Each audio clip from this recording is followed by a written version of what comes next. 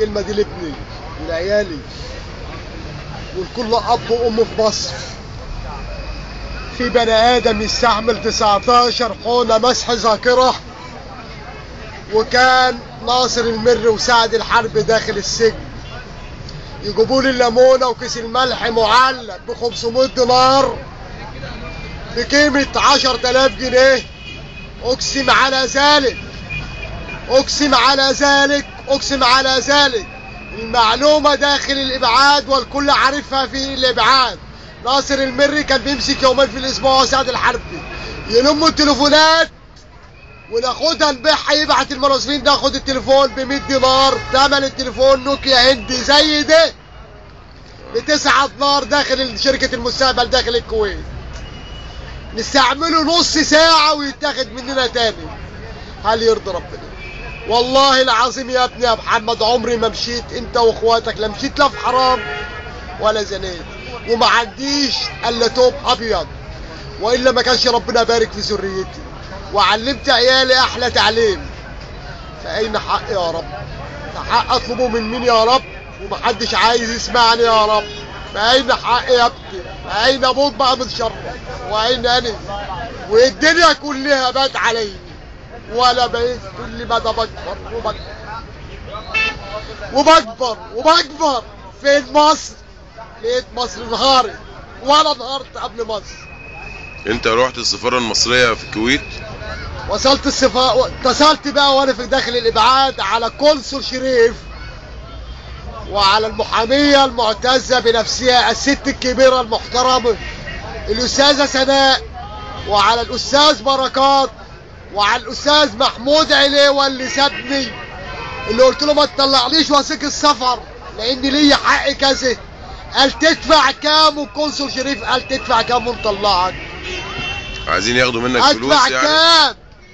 ما عنديش شركة دلوقتي، معايا تفوت بشركة اسمها اللورد سنتر بتاع النصاب الأول عبد الله غازي المطيري الشهير بالجدعي. أنا لا غبي، بس استفدت إني عرفت تاريخ البلد، وهي فعلا مصطفى بكري والجالية المصرية قالت يهود العرب. هم مش يهود العرب، هم أصلا هم أول يهود نزلوا في العالم، لأن ما عندهمش حاجة اسمها بصمة تاريخ زي ما جاسم الخرافي رئيس الأمة كان عايز يقول لي.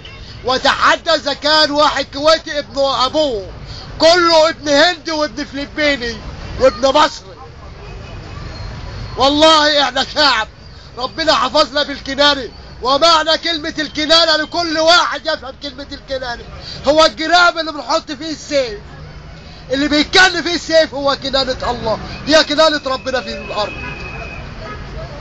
ويا رب يكون حد سامعني من قنوات التلفزيون اللي بيسجلوا مع هشك بشك، والجزيرة اللي بتمول إسرائيل اللي مش عايزة تسجل مع فتحي شحاتة وقافل، مع فتحي المصري اللي مهنته نجار مسلح ومعتز ان هي مهنة 16 نبي ومبدع فيه.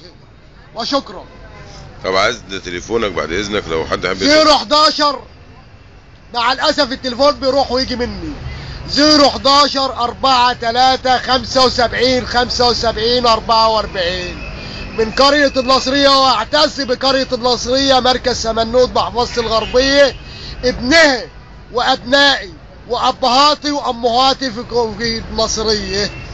طيب. وكل ما يشمل من جميع الام الحنون والاب الحنون والاخ الحنون والاخت الحنون وكل من يحضنني ويسمع قصتي فهو ابن النصرية. ماشي، انا اطلب من سعادتك بقى مختصر عن الموضوع كله في جملتين. هم اللي انت يعني شكوتك ايه دلوقتي؟ شكوتي 150 مليون دينار مستحقات خشب اللي ولع داخل الكويت. ايوه. وخشب اللي اتسرقوا فهد الوجان داخل وزارة الدفاع، وخشب اللي استغله شركة عيسى باسم مصطفى يوسف زيدان اللي عنده الوباء الكبدي، وغير اهالتي داخل السجن و19 حقنة اللي مسح الذاكرة عشان انسى انا عشت في الكويت ليه. شكرا. شكرا. عفوا.